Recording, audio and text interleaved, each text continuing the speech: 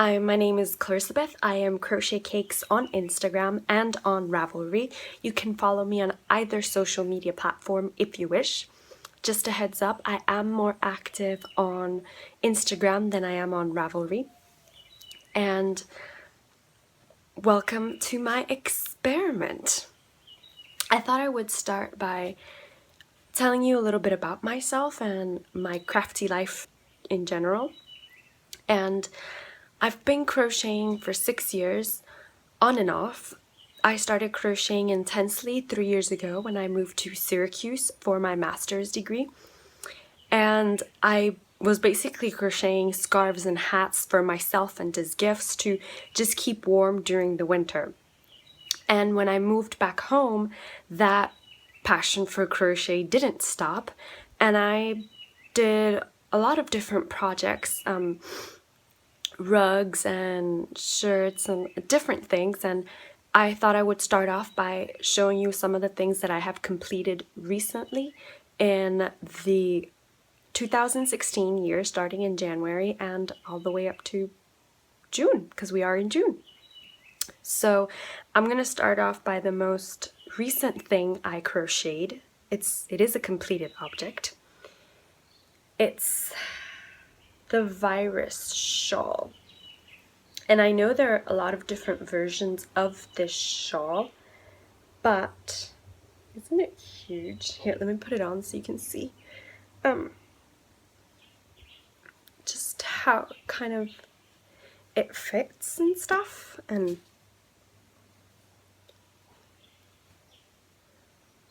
yeah, so it's very big.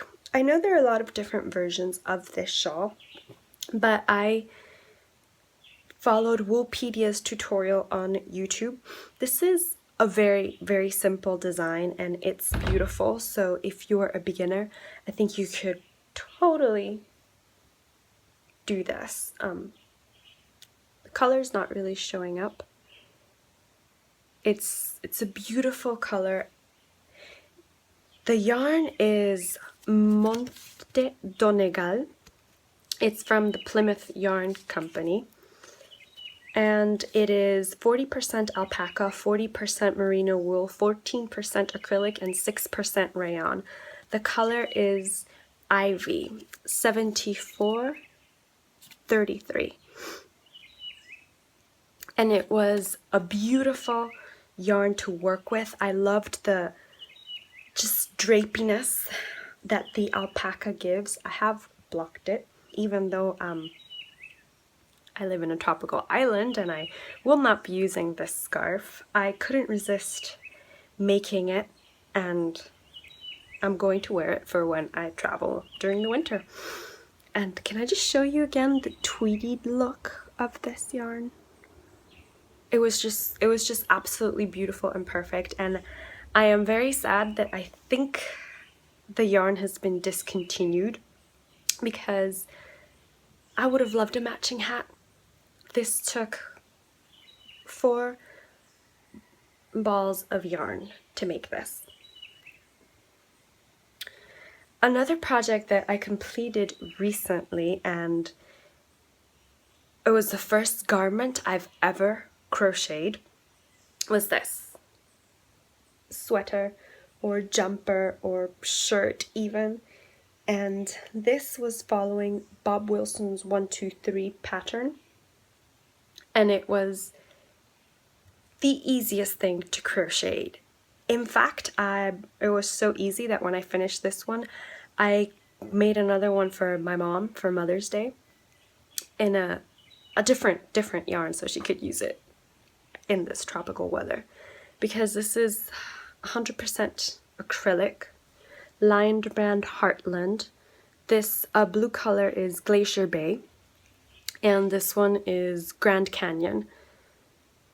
It's all lovely and soft, and I used this to travel during March because it was 40 degrees, and it was just perfect. It kept me warm, it wasn't too heavy, and I could wear it without a shirt under it because it was warm enough. So since this is a free pattern, I'll quickly tell you a little bit about it. You basically start from the neck down, so you start by making the yoke, as you can see, and in the yoke there's 2 increases. One here, and another one here in the front, and then 2 increases in the back, which you can see here. And this is what gives you kind of like your shoulder length. And then I just crocheted up until the length that I wanted it to be, and I did a half double crochet and then a single crochet border, because the sweater is crocheted entirely on double crochet. So it makes it a fun beginner project as well. It's fun, it's quick, it's a great stash buster. These were all yarns I had in my stash, and it was just beautiful. I'll insert a picture here of the sweater I did for my mother because I don't have it with me. But now I just want to show you one other thing that I'm crocheting at the moment. This is not a finished object by any means, and it is something that I am quite obsessing over. Kind of like the Cozy Memories blanket for knitters. This is my obsession, and it is this. I should probably show you the side that doesn't have the ends, right? Because it was very naughty and I haven't woven in my ends yet. This is the Retro Granny Square pattern by Kathryn from Crafternoon Treats. And as you can see, it is different from the normal granny square, because instead of just having it be complete square, you start off with a circle. It kind of looks like a flower, and I'm in love with this pattern. It was super easy, and I think that, well, granny squares are usually easy in my opinion, but I just love the extra flirtiness, I guess, that this round area gives it. Now I am calling this my Woodland Realm Fat Bottomed Bag. Why? Well, because this giant granny square, it will be bigger, and it will be a fat bottomed bag. And why Woodland Realm? Because the colors remind me of Lord of the Rings, specifically the elvish Woodland Realm. And can I just quickly show you the colors? This is Joshua Green from Heartland. This one is Warm Brown, Red Heart Super Saver. This one is Buff, also Red Heart Super Saver. And this one that looks like glaring white is not white. It is an off-white, kind of an in-between between cream and white. And I have no idea what the color is because I've had this in my stash for 3 years and I just had enough to complete about 3 rounds with it. And I am loving crocheting on this. The reason it is not done yet, finished, is because I was doing this with scrap yarn and I ran out of yarn. And I absolutely do not want to break this color scheme because I'm in love with it. I am. And guess what? I ordered the Joshua Green yarn. It should be here today, so that means I can crochet on this because it should be here today. And the other segment I wanted to touch on was my knitting experiment. Why did I decide to learn how to knit? Well, it was because I've recently delved into the world of podcasts, and I realized that most of the podcasts I watch are about knitting. My 2 favorite podcasts are knitting podcasts, I should say, are Inside Number 23, hosted by Katie, and the Bakery Bears podcast, hosted by Kay and Dan Jones. Their love for knitting kind of inspired me to try knitting on my own. My problem was that I started learning how to knit by doing basic stitches, the knit stitch, the purl stitch, and just doing up rows, up and down of those stitches, but it wasn't sticking. And I was about to give up when I just thought back on how I learned how to crochet, and I realized that when I learned how to crochet, I learned by making projects. I didn't learn by learning the stitches themselves without it being part of a project. And I remember the first project I ever crocheted, it was a scarf for my sister. It was in a funfetti spring colorway from Red Heart Super Saver on a 4.25 millimeter crochet hook. And it was just single crochets all around. And I'm pretty sure if she still has that scarf, compared to the ones I've crocheted recently, it might be a small disaster. But it did help me to learn. So what I decided I was going to do was apply how I learned how to crochet to how I learned how to knit. And that, I had to give myself a project. What project can a beginner knitter do that is not a scarf? Well, Kay from the Bakery Bears podcast is almost always knitting a pair of socks. I am convinced that in every single episode I've watched of the Bakery Bears podcast, which they recently celebrated their 2nd year podcast anniversary, is that she's always knitting a pair of socks. So I decided I was going to learn how to knit by making a sock. And this is my sock, guys. It's not as glaringly coral as it's showing up, but it's quite true to color, if an off shade. Now, this sock, I am not gonna lie, I didn't even weave in the ends, as you can see, because I was completely disheartened, disappointed, and put off after I finished this sock.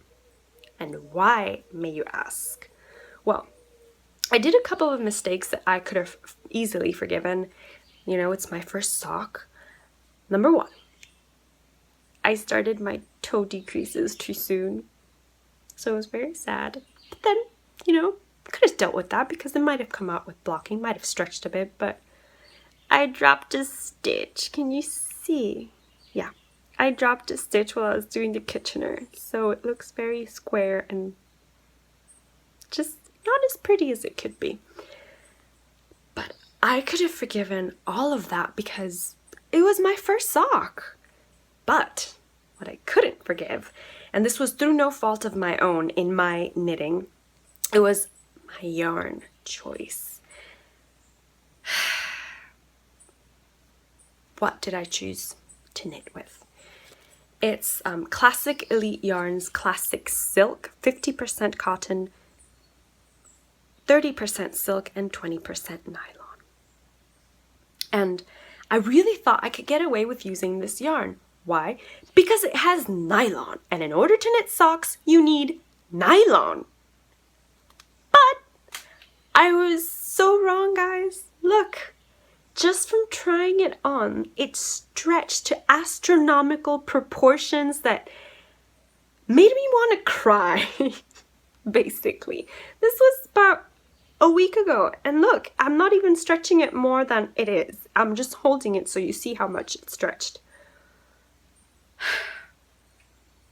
But, having said that, I did learn a lot from making this sock, and I was going to call them my 5th time is the charm socks because I had to start the rib 5 times, and I had to do the heel 5 times in order to get it correctly. So I had to cure myself of the disappointment that I had when I knit this sock. So I quickly cast on another pair of socks. And currently these are living in this bag, which I know is too huge to house a pair of socks, but I just loved it. And the reason that the sock is in this bag was because, as the bag suggests, my parents recently went to Germany. And when they asked what I would like them to bring back, I said I want some yarn. And among other yarns that they bought me, it was this one. Opal sock yarn. I have never knit with Opal. In fact, I've never really knit with a wool-based yarn until I crocheted the virus shawl. And this is how the striping is supposed to come up. I have no idea how you pronounce that name, so I'm not even going to try. But I'm going to show you the yarn. And look at this yarn. It is so soft and just squishy. It's so squishy. Makes me just want to cuddle with it and use it as my pillow. But are you seeing these colors? They're showing up quite true to colors. In fact, take that back. They're showing up brighter than what they actually are in real life. But we've got lovely pinks and a purple and blue and a bit of green and then gold and yellow. And I just love the colors. They're beautiful. But enough of the yarny goodness. Let me actually show you what I've been making with the yarn. So these are my second socks that I've cast on. Look at them.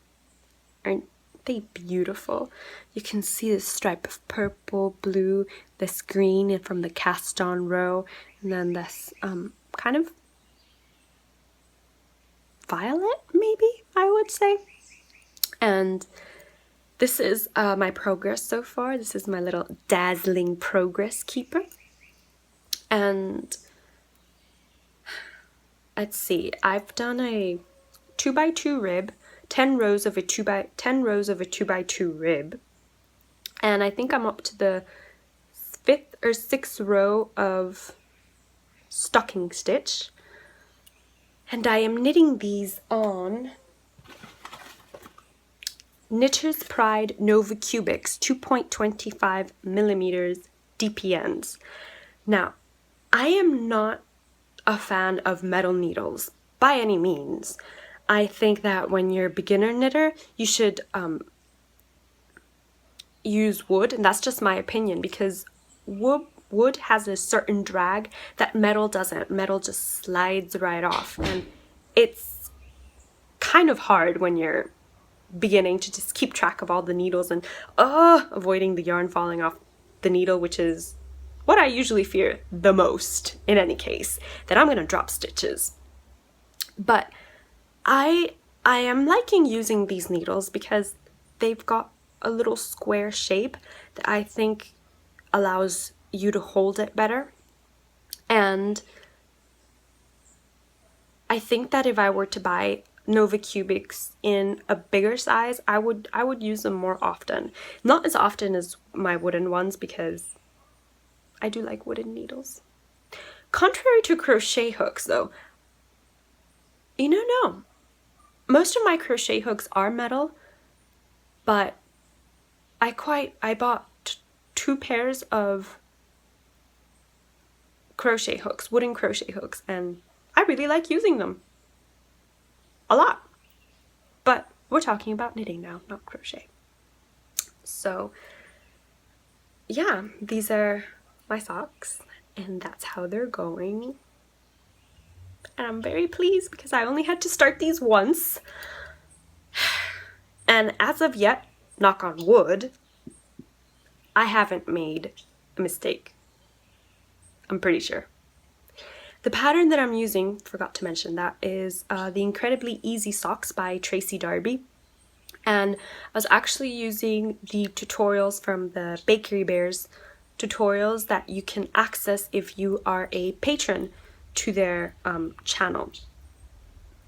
Can I just quickly show you the yarn again, because I'm obsessed with the amount of squishiness in this yarn. I'm not gonna lie guys, I'm obsessed with the squishiness. Anyway, those are my 2 knitting experiments, I should say. I did start a 3rd one, but I'm not gonna get up to grab it because it's just cast on basically, and it was something to practice knitting. But before I say goodbye, I wanted to just quickly mention another crochet project. I know, we're back to crochet, sorry, that I want to start, and it is the marigold sweater. And you can find this pattern in the Quince & Co website as part of their Crochet 1 book, or you can purchase it as an individual pattern, which is what I did. And this sweater is just lovely. You know, it kind of, for some reason it has a bit of a vintage feel. For me, I think it has a vintage feel, and I love it. And the stitches are just, they're simple stitches. You've got single crochets and double crochets and then double crochet decreases. So I think it's safe to say that a beginner might attempt this if you know how to read patterns, because yeah, when you read the row 1, it's a paid for pattern, so I'm not really gonna give anything away, but the first row just tells you quickly how to crochet it. And I realized that I had to reference the charts, and I hate charts. I am not good at reading charts, but I hope that by the next time that I do a video, I will have started to crochet this, because I think it's just lovely. Now, if you go to the Quince & Co website, they recommend some of their yarn to crochet with, which is absolutely beautiful. And I loved all the range of colors. But I am trying to stick to the 50 points for Gryffindor crafty point scheme that Katie from Inside Number 23 created. And that means that I cannot buy more yarn. As a side note, the Joshua Green yarn that I bought does not count towards my 50 points for Gryffindor, because it was yarn that I had in my stash that I ran out of, and it doesn't count. I found a loophole. Anyway, I just wanted to show you the yarn that I found in my stash that I was going to use for the marigold sweater. And it is this one. It's a straw. It's a yellow. I'm not sure how to describe it because it's not really showing up on camera. So maybe I'll just insert a picture of the yarn here so you can see what it looks like. And this is hand wound. I do not own a bowl winder or a cake. It's just me, my hands, and the hanks that I turn into balls. Now, the yarn is this one. Ultra Pima Fine 100% cotton from Cascade Yarns, and it is the color 3764. The lot is 2K5263.